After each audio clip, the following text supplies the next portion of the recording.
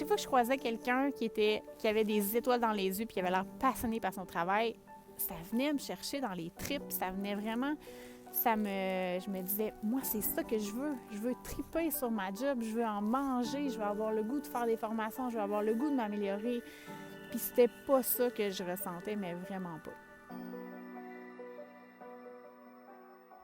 Allô tout le monde, j'espère que vous allez bien. Donc, on se retrouve dans une nouvelle vidéo, première vidéo de l'année 2023. Donc, je vous souhaite une super de belle année 2023. Je vous souhaite la santé, je vous souhaite que tous vos rêves les plus fous se réalisent en cette année 2023. Pleine d'espoir pour plusieurs d'entre nous, je pense. Après une année 2022, pas évidente, je pense, pour plusieurs d'entre nous. Donc, on se souhaite que 2023 soit plus douce. Donc, aujourd'hui, j'ai eu envie de venir faire une vidéo. En fait, quand j'étais en voyage à Punta Cana, il y a une d'entre vous qui m'a écrit un message puis qui m'a demandé c'était quoi mon histoire. Parce que, bon, c'est une nouvelle personne qui arrivait dans mon monde. Puis elle voulait connaître mon histoire, plus spécifiquement mon histoire professionnelle. Donc, je me suis dit, c'est une belle occasion de venir raconter de long en large mon histoire, mon parcours professionnel. Je pense que c'est un des sujets qui vous intéresse beaucoup. J'ai eu beaucoup, depuis que j'ai commencé Simplifier la vie, beaucoup de gens qui m'ont posé des questions en lien avec cette transition-là que j'ai faite justement comme ergothérapeute vers le monde du coaching. Donc, je crois que ça va être une vidéo qui peut intéresser plusieurs personnes. Puis, à chaque fois que je partage mon vécu comme ça aide vraiment les gens. Je me suis rendu compte que c'est souvent quand je raconte mon histoire que les gens, ça leur parle le plus puis qu'ils se reconnaissent puis ça les aide. Donc, j'ai eu envie de venir vous raconter mon parcours professionnel. Puis j'ai vraiment envie de commencer dès le début. Donc, en enfance, dès l'enfance, j'étais une petite fille qui avait plein d'intérêts. Donc, quand j'étais petite, je voulais devenir professeure au primaire, je voulais devenir vétérinaire, je voulais plus aller avancer, j'avançais en âge, je voulais devenir journaliste sportive. Donc, selon mes intérêts, j'avais toutes sortes de possibilités qui m'intéressaient au niveau professionnel. Puis je pense que il y a plusieurs personnes qui se reconnaissent là-dedans. Il y en a pour qui c'est clair dès le début, dès qu'ils sont jeunes ou dès qu'ils arrivent à l'adolescence, ils savent où est-ce qu'ils s'en vont. Puis ça change pas. Puis il y en a d'autres, comme moi, où est-ce qu'on a plein d'intérêts, plein de passions. Puis justement, ça peut devenir vraiment difficile quand vient le temps de faire un choix de carrière. Mais finalement, je suis allée au cégep, j'ai étudié en sciences de la nature. Donc, j'ai étudié en sciences de la nature parce que j'étais performante à l'école, j'avais des bonnes notes. Donc, je me suis dit, je me donne toutes les possibilités. Je vais étudier en sciences de la nature. Comme ça, après, je vais pouvoir choisir tout ce que je veux. J'ai considéré à ce moment-là aller en pédiatrie. Finalement, j'ai décidé que c'était pas pour moi. Et finalement, je me suis orientée vers la psychologie. Donc, j'ai choisi d'aller faire un bac en psychologie que j'ai fait à l'université Bishops. Après ça, je me suis posé la question, est-ce que vraiment je veux être psychologue? C'est vraiment ça que je veux? Puis c'était pas tout à fait ça qui m'attirait à ce moment-là. Puis j'ai découvert le monde de l'ergothérapie pendant mon bac en psycho. En fait, non pas pendant, c'est après mon bac en psycho. J'ai pris une année off parce que justement, je ne savais pas trop qu'est-ce que je voulais faire comme prochain step. Puis c'est là que j'ai découvert l'ergothérapie. Puis je trouvais ça intéressant parce que je trouvais que c'était plus pratique que la psychologie qui était très théorique. Je me voyais pas assise dans un bureau à écouter les difficultés des gens puis à les aider. J'ai tout le temps été quelqu'un qui aime être dans l'action. Donc, je voulais une profession qui allait être plus, où est-ce que j'allais plus pouvoir être en action. Puis l'ergothérapie, ce que j'aimais, c'est que c'était varié. Donc, je pouvais travailler en santé mentale, en santé physique, dans plein de domaines différents. Donc, j'ai décidé d'aller en ergothérapie. J'ai fait une maîtrise en ergothérapie à l'Université d'Ottawa. Et finalement, quand je suis sortie de ma maîtrise, j'ai travaillé tout de suite dans un centre de réadaptation. Donc, qui était plus spécifiquement en pédiatrie, encore une fois. Donc, j'avais toujours un intérêt envers les enfants, comme vous pouvez voir. Et puis, quand je suis rentrée dans le moule du 9 à 5, dès le début, j'ai senti un malaise à l'intérieur de moi. Mais je me disais, c'est normal, hein? C'est un nouveau travail, tu vas t'habituer, fais-toi-en pas, ça va passer. Laisse le temps passer, 1 an, 2 ans. Non, ça l'allait pas mieux. Ça l'allait de pire en pire. Je me sentais vraiment pas bien. Puis je rentrais de reculons travailler le matin. Je me rappelle d'avoir pleuré dans mon auto, à devoir rentrer travailler. J'étais vraiment pas sur mon X. Et pourtant, j'adorais l'équipe avec qui je travaillais, j'adorais les gens avec qui je travaillais, puis j'essayais de m'efforcer, de dire ça va passer, ça va être correct. Mais j'étais pas passionnée par toutes les formations que j'avais à faire, tous les trucs que j'avais à faire, ça me passionnait pas du tout. Puis je me sentais pas bien dans la routine du 9 à 5, dans le fait de devoir rentrer entre 4 murs, travailler devant un ordinateur. Comme ergo, je me suis rendu compte que j'avais beaucoup de paperasse, puis ça me pesait vraiment lourd. Je voyais les clients peut-être 50% du temps, 50% du temps, j'étais devant l'ordi à faire des rapports. Donc, tout ça, vraiment, s'est mis à vraiment me peser lourd. Puis, bon, je me questionnais, je me disais, ça n'a pas de bon sens, tu viens de faire 5 années d'université, plus le cégep, pour te rendre compte que c'est pas ça que tu veux. Ça l'a amené beaucoup de remises en question pour moi, ça a brassé plein de choses. Puis ça avait un impact à plein de niveaux dans ma vie. Ça avait un impact sur mon moral, ça avait un impact sur mon couple, ça avait un impact à plein de niveaux parce que je rentrais à chaque matin de reculons. Puis je voyais les gens, à chaque fois que je croisais quelqu'un qui avait des étoiles dans les yeux puis qui avait l'air passionné par son travail, ça venait me chercher dans les tripes, ça venait vraiment... Je me disais, moi, c'est ça que je veux. Je veux triper sur ma job, je veux en manger, je veux avoir le goût de faire des formations, je veux avoir le goût de m'améliorer. Puis c'était pas ça que je ressentais, mais vraiment pas.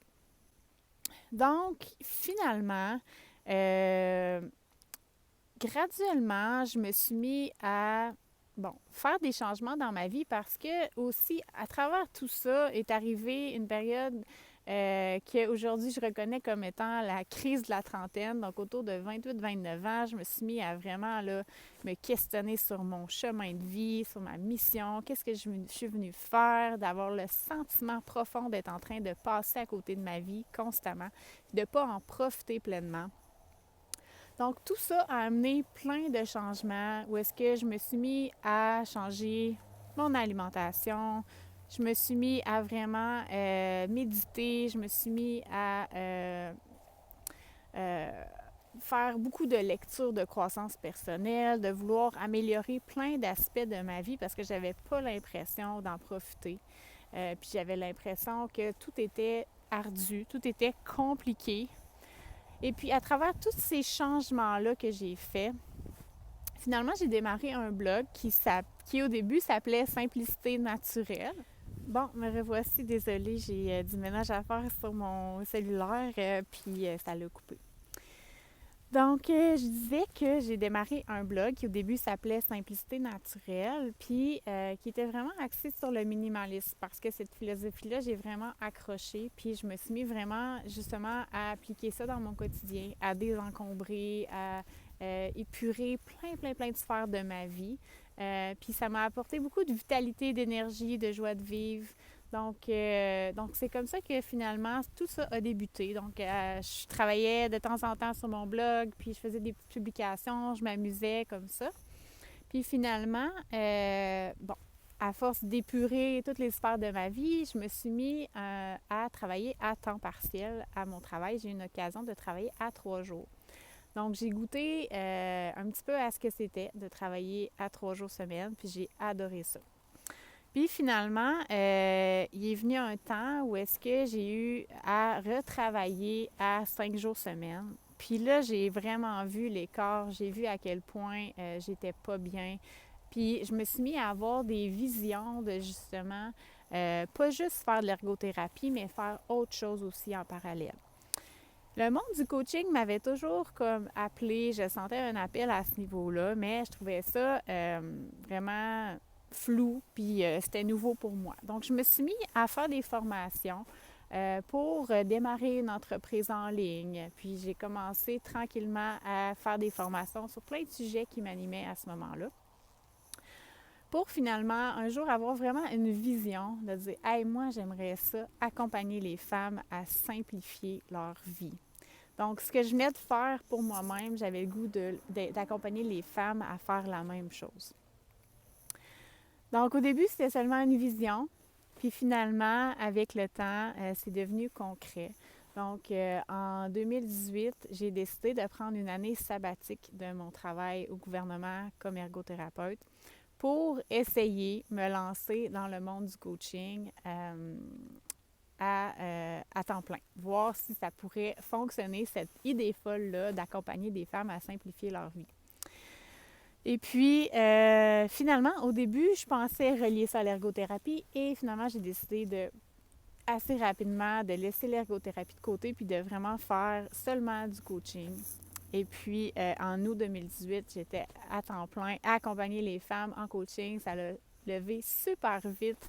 J'ai eu à accompagner plusieurs femmes à justement faire des changements dans leur vie, à revenir à l'essentiel, à se reconnecter à leurs valeurs, à épurer plein de sphères de leur vie, à se reconnecter, à reprendre confiance en elles, à reclarifier leur vision pour leur vie de rêve, tout ça.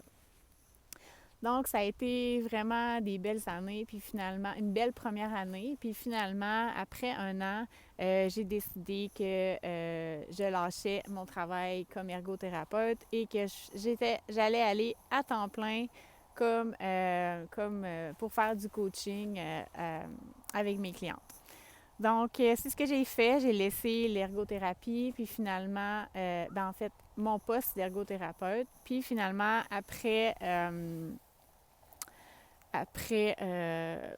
je pense, une autre année plus tard, là, j'ai décidé que j'allais laisser mon titre d'ergothérapeute. Donc, je me suis désinscrite de l'Ordre des ergothérapeutes je crois que c'est en 2019 ou en 2020, je ne me rappelle plus. Mais j'ai laissé encore là une autre étiquette tomber. Donc, pour finalement poursuivre dans ce domaine-là, accompagner les femmes plus au niveau du coaching de vie, quelques années, puis me rendre compte à quel point c'était quelque chose d'être entrepreneur. De goûter à la vie d'entrepreneur, ça m'a fait évoluer comme rien d'autre dans ma vie d'une façon incroyable. J'ai eu vraiment à faire face à toutes mes blessures d'enfance qui ont refait surface, entre autres en lien avec le marketing. Donc, quand on devient entrepreneur en ligne, on n'a pas le choix d'apprendre à se vendre, d'apprendre à... il faut croire en notre valeur, croire en ce qu'on a à apporter au monde. Il faut être présent, il faut show up, il y a tellement de choses qu'on doit apprendre. Donc, on doit apprendre à gérer nos finances, on doit apprendre à gérer nos émotions. Donc, il y a plein de choses qui vraiment refont surface puis qui vraiment nous obligent à devenir un humain qui est beaucoup plus responsable et beaucoup plus à son affaire parce qu'on n'a personne au-dessus de nous qui nous gère. C'est nous qui devons nous gérer nous-mêmes. Donc, tout ce processus-là, finalement, m'a amené à développer plein d'habiletés en marketing, au niveau de ma présence sur les réseaux sociaux, au niveau de développer une offre qui est alignée avec soi, au niveau de justement se découvrir comme personne pour voir qu'est-ce que moi j'ai vraiment comme don, qu'est-ce que moi j'ai à apporter au monde de concret, comment je peux faire voir au monde qu'est-ce que j'ai comme à leur apporter comme valeur. Donc, ça a été vraiment tout qu'un processus, puis ça n'a vraiment pas été facile. Ça a été vraiment des montagnes russes d'émotions. J'ai eu aussi à travailler énormément sur ma relation avec l'argent. Je continue d'y travailler aussi pour avoir une meilleure relation avec l'argent, une plus grande confiance en moi, puis en ma capacité de générer de l'argent, puis une confiance en la vie aussi. À travers tout ce parcours-là, j'ai découvert l'astrologie, j'ai découvert le human design, donc des modalités qui m'ont vraiment aidé à me reconnecter à mon essence encore plus. Je pensais que j'étais connectée à mon essence, mais je ne l'étais pas du tout. Donc, je me suis mis à laisser des vieux paradigmes de marketing de côté pour finalement trouver ma façon à moi de faire du marketing, de me faire connaître, de me faire vendre, trouver une façon qui était vraiment plus alignée à mon énergie à moi comme generator, à mes forces à moi, à plein de niveaux. Dans ma carte du ciel, j'ai découvert plein d'éléments qui étaient uniques à moi. Puis j'ai tellement tripé à tout découvrir ces choses-là que après ça, je me suis mis à repartager ça avec mes clientes, à repartager tous les apprentissages que j'avais faits. Mes clientes qui, elles, tout à coup, avaient envie, elles aussi, de faire des changements au niveau de leur travail. Donc aujourd'hui, ce qui me fait le plus triper, c'est vraiment d'accompagner les femmes au niveau les femmes qui ont beaucoup d'ambition, les femmes qui ont envie de bâtir une vie de rêve, une vie qui est vraiment alignée à leur authenticité, puis une vie surtout qui est passionnante. Je pense que c'est vraiment ça là, la clé pour moi, c'est vraiment ce que j'ai fait personnellement, c'est de reconnecter à mes passions, à ma passion pour la croissance personnelle, le développement personnel. Donc, c'est en repartageant toute cette passion-là que j'ai pour le développement personnel que finalement, j'ai pu créer cette entreprise-là qui est à mon image. Puis j'ai vraiment, vraiment l'appel d'aider des femmes encore plus à faire cette transition-là, à faire ce saut-là, à se réaligner, à réaligner leur vie à leurs dons naturels, à leurs forces. Pendant longtemps, quand j'étais ergothérapeute, j'avais l'impression que j'avais un potentiel immense à l'intérieur de moi que je n'exploitais pas. Mais j'ai eu beaucoup, beaucoup de difficultés à faire cette transition-là, à croire en moi. Puis je crois vraiment, vraiment fort au coaching puis à l'accompagnement parce que ça m'a personnellement beaucoup aidé d'avoir quelqu'un qui était là pour m'accompagner. Donc, c'est pour ça qu'aujourd'hui, c'est vraiment le service numéro 1 que j'offre. Donc, ça ressemble pas mal à ça, comme brièvement, mon parcours professionnel. Je me rends compte que, tu sais, il y a beaucoup de mes clientes qui sont comme moi, qui viennent d'un monde un peu plus académique, qui viennent qui ont fait des études universitaires, qui ont de la difficulté à se détacher de ça. Mais une chose que je me rends compte, c'est que toutes les études que j'ai faites, que ce soit en psychologie, en ergothérapie, ça reste, c'est jamais perdu. C'est des acquis que j'ai puis que j'utilise aujourd'hui dans ma profession où est-ce que je fais du coaching, du mentorat, appelez ça comme vous voulez. Puis tout ça jumelé à mon vécu personnel, ça amène beaucoup de richesse. Donc, il ne faut pas oublier qu'il n'y a rien de perdu. Tout s'aligne, en fait, pour nous ramener de plus en plus près de notre authenticité, de notre chemin de vie. Donc, aujourd'hui, tout ça pour dire qu'aujourd'hui, ça me fait vraiment, vraiment plaisir de pouvoir aider les femmes à ce niveau-là, puis de pouvoir les aider aussi à le faire d'une façon qui est vraiment dans le plaisir, dans la simplicité. Dans la dernière année, dans les 2 dernières années, j'ai eu vraiment à me déconditionner de mes tendances de people pleaser, de vouloir vraiment trop donner, trop en faire pour pouvoir réussir, pour pouvoir plaire, pour pouvoir être vue, être entendue. Puis tout ce processus-là m'a vraiment amené à vraiment épurer, encore une fois, ma façon de faire du marketing, ma façon de bâtir mon entreprise pour que ça soit d'une place beaucoup plus intuitive. Donc avant, j'ai vraiment passé par la phase de prendre des façons de faire qui m'étaient données, d'essayer de les appliquer, mais c'était pas ma façon à moi, ça venait pas de mon intuition à moi, puis ça fonctionnait pas, c'était pas durable dans le temps.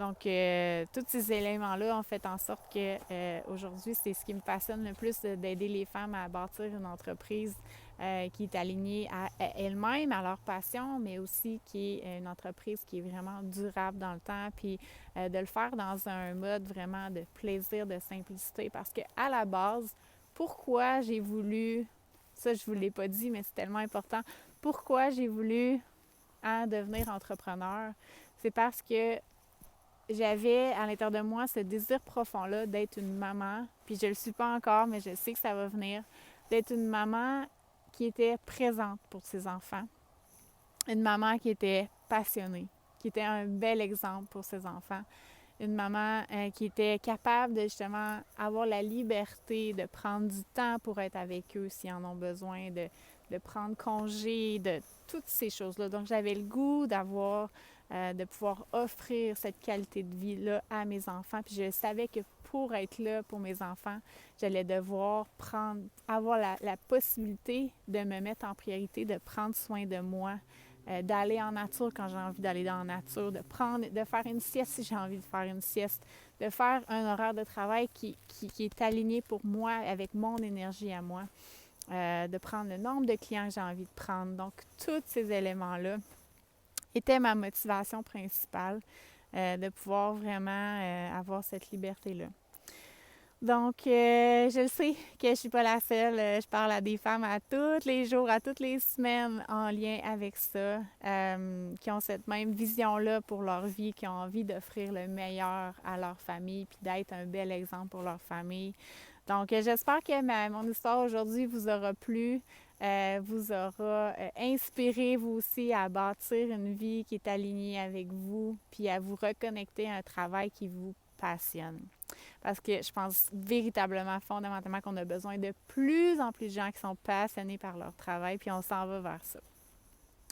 Donc, voilà mon histoire. J'espère que ça vous a plu. Si jamais vous avez envie d'être accompagné dans ce processus-là, cette transition-là, que ce soit que vous soyez dans les débuts de cette transition-là ou que vous soyez plus avancé, que vous ayez envie de bâtir une entreprise qui est durable, une entreprise qui est vraiment fondée sur les principes ça j'en ai pas beaucoup parlé, mais